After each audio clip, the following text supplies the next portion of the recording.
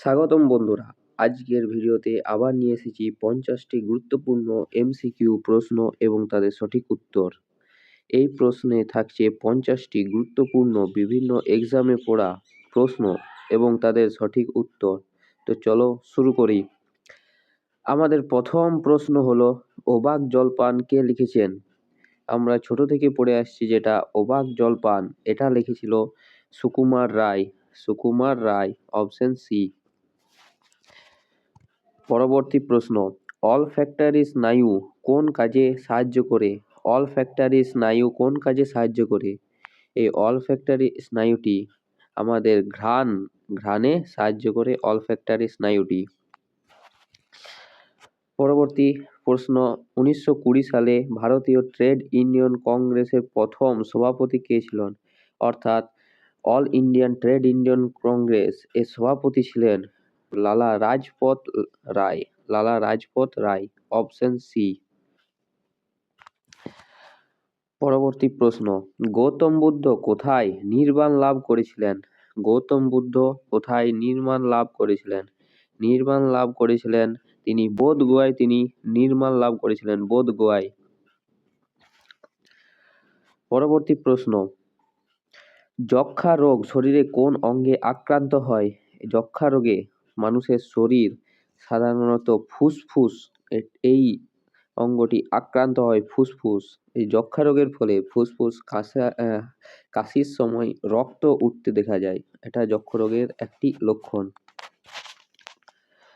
6 নম্বর প্রশ্ন, গণপরিষদ কবে জাতীয় পতাকা গ্রহণ করে? গণপরিষদ কবে জাতীয় পতাকা গ্রহণ করে? সঠিক উত্তর হলো অপশন এ, 21শে জুলাই 1947 সালে গণপরিষদ প্রথম জাতীয় পতাকা গ্রহণ করে। পরবর্তী প্রশ্ন, ভারতের রাষ্ট্রপতি হতে সর্বনিম্ন বয়স কত লাগে? ভারতের রাষ্ট্রপতি হতে সর্বনিম্ন বয়স লাগে, ন্যূনতম বয়স লাগে, সেটি হলো 35 বছর। একজন রাষ্ট্রপতি হতে গেলে ভারতের 35 বছর ন্যূনতম বয়স লাগবেই। 8 নম্বর প্রশ্ন, কোন ভিটামিনের অভাবে বেরি রোগ হয়? কোন ভিটামিনের অভাবে বেরি রোগ হয়? এই বেরি রোগটি হয় সাধারণত ভিটামিন বি কমপ্লেক্সের অভাবে। বি কমপ্লেক্সের অভাবে বেরি রোগ হয়। এছাড়াও এই ভিটামিন এর অভাবে রাতকানা হয়। ভিটামিন সি এর অভাবে স্কারভি রোগটি হয় ভিটামিন সি এর অভাবে, এবং ভিটামিন ডি এর অভাবে ছোটদের রিকেট এবং বড়দের অস্ট্রিওম্যালেসিয়া এই রোগটি দেখা যায়। পরবর্তী প্রশ্ন, রোভার্স কাপ কোন খেলার সঙ্গে যুক্ত? রোভার্স কাপ কোন খেলার সঙ্গে যুক্ত? এর সঠিক উত্তর হলো ফুটবল, অপশন সি। ফুটবল খেলার সঙ্গে রোভার্স কাপটি যুক্ত। পরবর্তী প্রশ্ন, সংবিধানের কততম ধারায় রাষ্ট্রপতির ইমপিচমেন্ট কথাটি উল্লেখ আছে? সংবিধানের 61 নম্বর ধারায় রাষ্ট্রপতির ইমপিচমেন্ট কথাটি উল্লেখ আছে 61 নম্বর ধারায়। পরবর্তী প্রশ্ন, হায়দ্রাবাদ কোন নদীর তীরে অবস্থিত? হায়দ্রাবাদ কোন নদীর তীরে অবস্থিত? এখানে সঠিক উত্তর হলো অপশন ডি, মুসি নদীর তীরে হায়দ্রাবাদ শহরটি অবস্থিত। পরবর্তী প্রশ্ন, রক্তকরবী কার লেখা? এই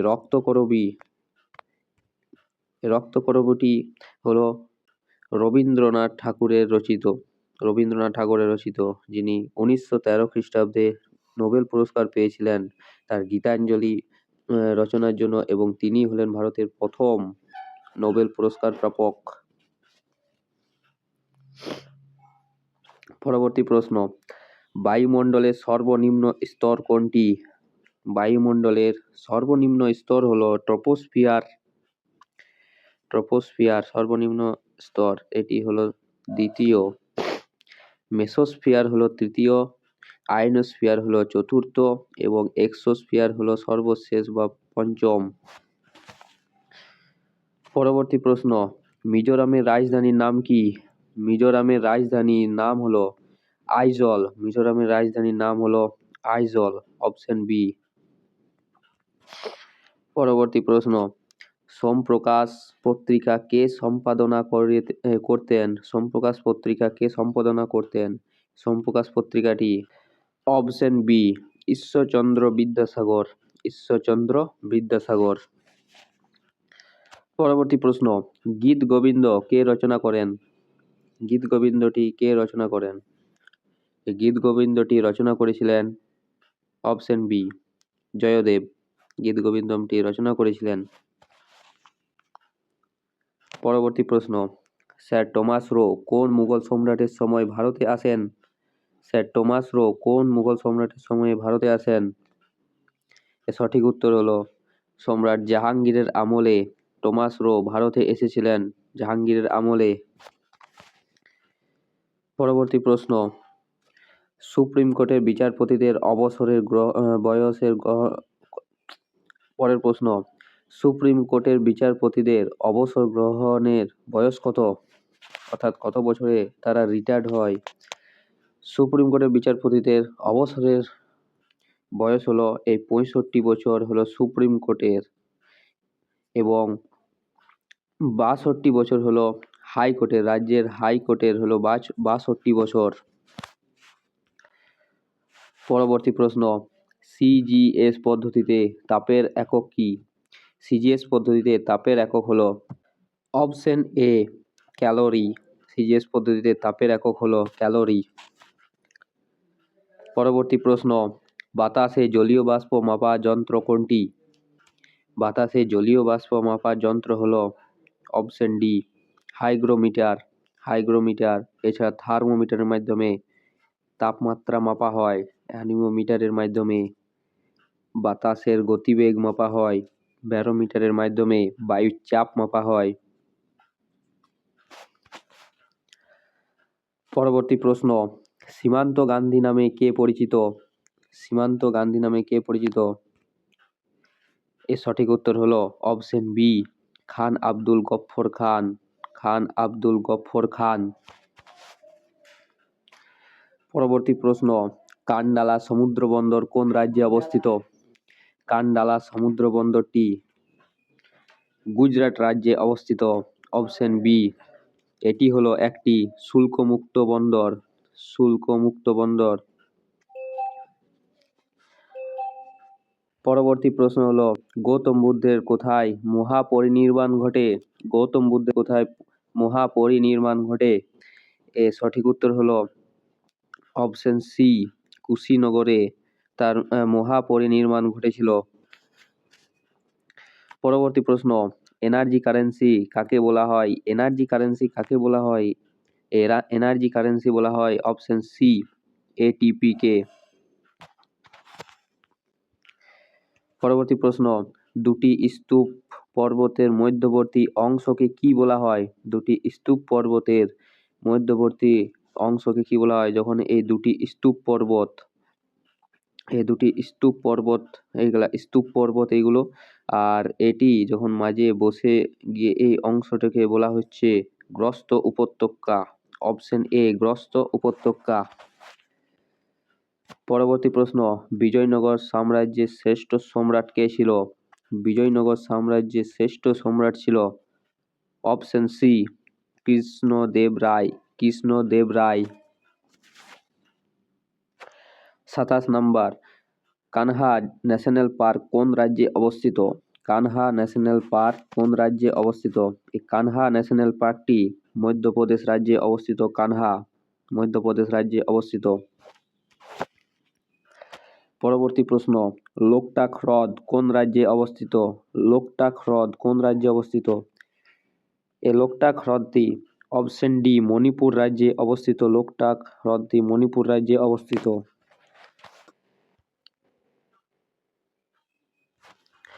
পরবর্তী প্রশ্ন, তিস্তা নদীর উৎপত্তি কোথা থেকে? তিস্তা নদীর উৎপত্তি কোথা থেকে? এই তিস্তা নদীটি সিকিমে অবস্থিত জেমু হিমবাহ থেকে তিস্তা নদীটি উৎপন্ন হয়েছে। পরবর্তী প্রশ্ন, সোনার রাসায়নিক সংকেত কি? সোনার রাসায়নিক সংকেত কি? সোনার রাসায়নিক সংকেত হলো অপশন এ ইউ। সোনার রাসায়নিক সংকেত এটি হলো লোহা। এটি হলো প্লাটিনাম। প্লাটিনাম এটা হলো রূপো। Ag হলো রূপোর সংকেত। পরবর্তী প্রশ্ন, কোষের সুইসাইড ব্যাগ কোনটি? কোষের সুইসাইড ব্যাগ কোনটি? কোষের সুইসাইড ব্যাগ হলো অপশন ডি, লাইসোজোম।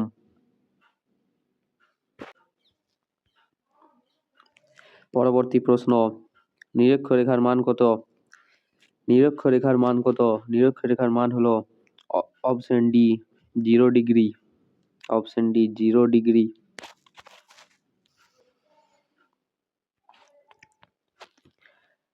নরমপন্থী এবং চরমপন্থী বিভাজন কোন কংগ্রেস অধিবেশনে হয়? নরমপন্থী এবং চরমপন্থী বিভাজন কোন কংগ্রেসের কোন অধিবেশনে হয়? সঠিক উত্তর হলো অপশন সি, সুরাট অধিবেশনে নরমপন্থী এবং চরমপন্থী দুটি দলে ভাগ হয়ে যায়, যেটি হয়েছিল 1907 সালে। 1907 সালে। পরবর্তী প্রশ্ন, পানিপথের দ্বিতীয় যুদ্ধ কবে হয়? পানিপথের দ্বিতীয় যুদ্ধ। পানিপথের দ্বিতীয় যুদ্ধটি হয়েছিল 1556 সালে। 1556 সালে। কার সঙ্গে কার? আকবরের সঙ্গে হিমুর সঙ্গে আকবর। এখানে আকবর জয়লাভ করেছিল। পরবর্তী প্রশ্ন, আন্দিজ পর্বতমালা কোন মহাদেশে অবস্থিত? আন্দিজ পর্বতমালা দক্ষিণ আমেরিকা মহাদেশে অবস্থিত। দক্ষিণ আমেরিকা মহাদেশে অবস্থিত এই আন্দিজ পর্বতমালা। পরবর্তী প্রশ্ন, লোয়েস কোন দ্বারা গঠিত ভূমিরূপ? লোয়েস কোন দ্বারা গঠিত ভূমিরূপ? এর সঠিক উত্তর হলো অপশন সি, বায়ু দ্বারা গঠিত একটি ভূমিরূপ হলো লোয়েস। সাধারণত চীনের যে গোবি মরুভূমিটি রয়েছে সেখান থেকে বায়ু প্রবাহিত হয়ে এই হুয়াংহো নদী রয়েছে, এই হুয়াংহো নদীর অববাহিকায় এখানে বা পূর্ব তীরে এখানে একটা বায়ুগুলি জমা হয়ে লোয়েস সমভূমির সৃষ্টি করেছে। পরবর্তী প্রশ্ন, সবচেয়ে নিকৃষ্ট মানের কয়লা কোনটি? সবচেয়ে নিকৃষ্ট মানের কয়লা কোনটি? সবচেয়ে নিকৃষ্ট মানের কয়লা হলো পিট কয়লা। এটা হলো সবচেয়ে উচ্চ মানের। তারপরে বিটুমিনাস, তারপর লিগনাইট এবং সর্বশেষ পিট কয়লা। ভারতে সবচেয়ে বেশি পাওয়া যায় এই বিটুমিনাস কয়লাটি, ভারতে সবচেয়ে বেশি পাওয়া যায়। পেশোয়া শব্দের অর্থ কি? এই পেশোয়া শব্দের অর্থ হলো প্রধানমন্ত্রী। পেশোয়া শব্দের অর্থ হলো প্রধানমন্ত্রী। Option C.